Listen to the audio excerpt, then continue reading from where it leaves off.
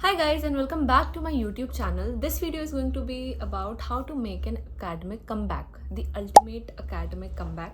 और ज़्यादा बकबक नहीं करते, सीधे पॉइंट पे आते हैं। Step 1, start slow. अगर आज आप बुक उठा रहे हो 5 से 6 महीने बाद, तो एकदम ऐसा मत सोचो कि आप 3-4 घंटे बैठ करके पढ़ लोगे, वैसा कुछ होता नहीं है। तो आप धीरे धीरे पढ़ना शुरू करो 1-2 घंटे से।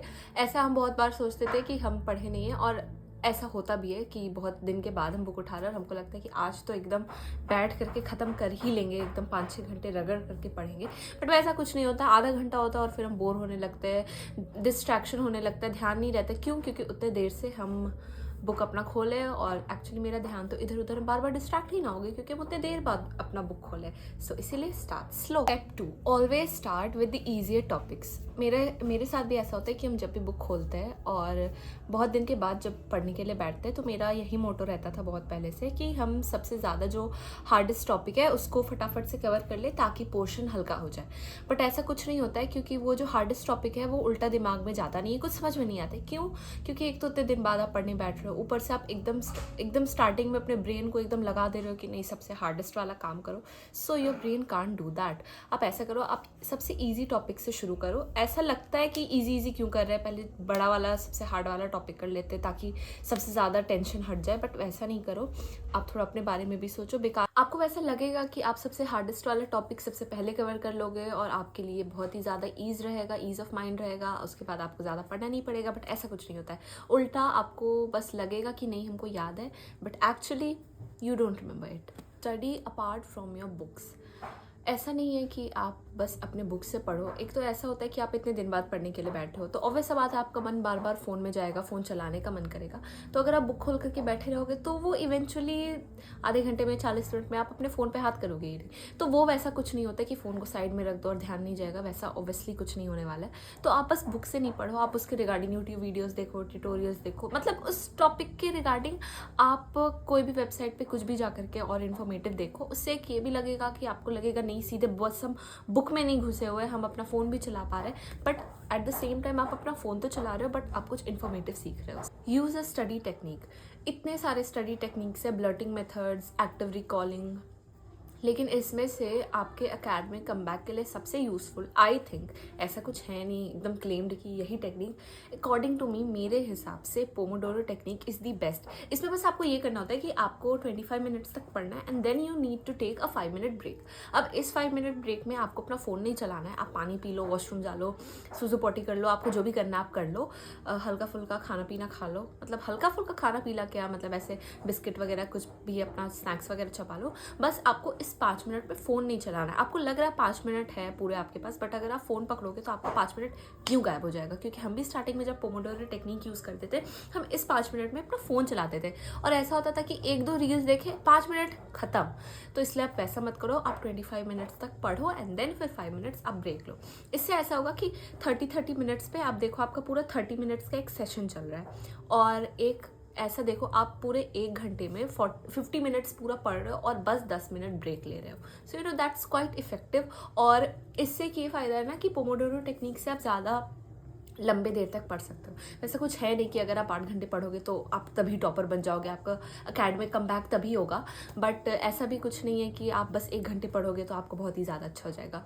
आपके हिसाब से होना चाहिए, आपको जितना घंटा कंफर्टेबल लग रहा है आपको उतने घंटे पढ़ना चाहिए। मूविंग ऑन टू जो हम लोग बात कर रहे थे टेक्निक पे, pomodoro technique I think it's the best अगर if you want to make an academic comeback. क्यों? क्योंकि 25 minutes is a short period of time और आप इतने देर आराम से बैठ करके पढ़ सकते हो अपने बुक से।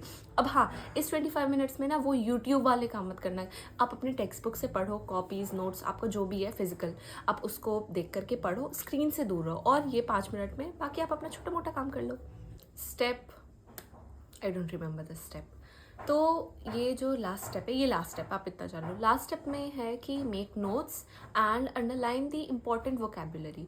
होता ये है कि आपके टेक्स्ट बुक में ऐसा बहुत सारा वर्ड्स है जो कि you know like normal day to day life वाले इंग्लिश में से थोड़ा सा, मतलब होता है ना B2 या C1 लेवल वाले वोकेबुलरी वर्ड्स रहते हैं। तो like those are very good अगर आप उसको अपने एग्जाम्स में यूज़ करोगे आंसर्स में, उससे आंसर्स आपको बहुत ज़्यादा होता है ना, एक सजा हुआ लगता है। तो इसीलिए आप वोकेबुलरी को अंडरलाइन करके रखो और नोट्स बनाया करो। ये नहीं कि आप बस अपना टेक्स्ट बुक एक है और आप दूसरा टेक्स्ट बुक बना रहे हो, वैसा वाले नोट्स मत बनाया करो।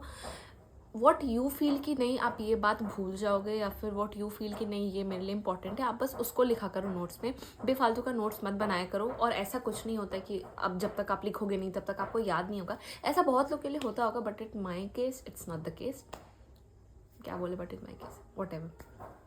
तो इसलिए आप बेफालतू का ढेर सारा नोट्स मत बनाया करो। जितना आपको ज़रूरी है, जितना आपको लग रहा है कि नहीं हमको ये याद रखना चाहिए, इन्फॉर्मेशन बहुत इंपॉर्टेंट है इस टॉपिक के बारे, आप बस उसके रिगार्डिंग नोट्स बनाओ। एंड जो भी इंपॉर्टेंट वोकेबुलरी है, जो लग रहा है कि नहीं ये माइंड से स्लिप हो सकता है और इसको हम अपने एग्जाम्स में यूज़ कर सकते हैं, तो आप उसको अंडरलाइन कर लिया करो। Okay, it for watching this YouTube video guys. I hope that you are like this video. और अगर अच्छा लगा हो तो लाइक कर देना, शेयर कर लेना और मेरे चैनल को सब्सक्राइब कर दो। ठीक है, आई हैव बीन ट्राइंग कि हम डेली शॉर्ट्स डालें। शॉर्ट्स मेरा डेली चल ही रहा है और हम शॉर्ट्स में तो कंटिन्यूस नहीं थे, but I have started a new challenge for 30 days, जिसमें I will be posting shorts continuously for 30 days.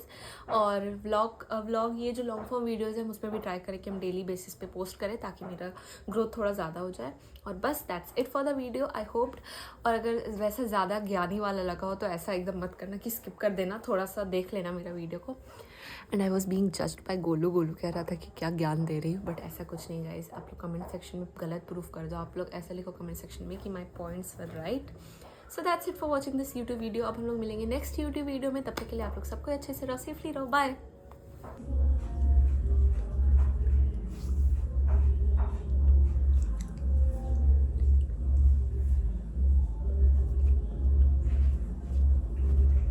कि हम लोग 3-4 घंटे बैठ करके पढ़ लेंगे, बट हम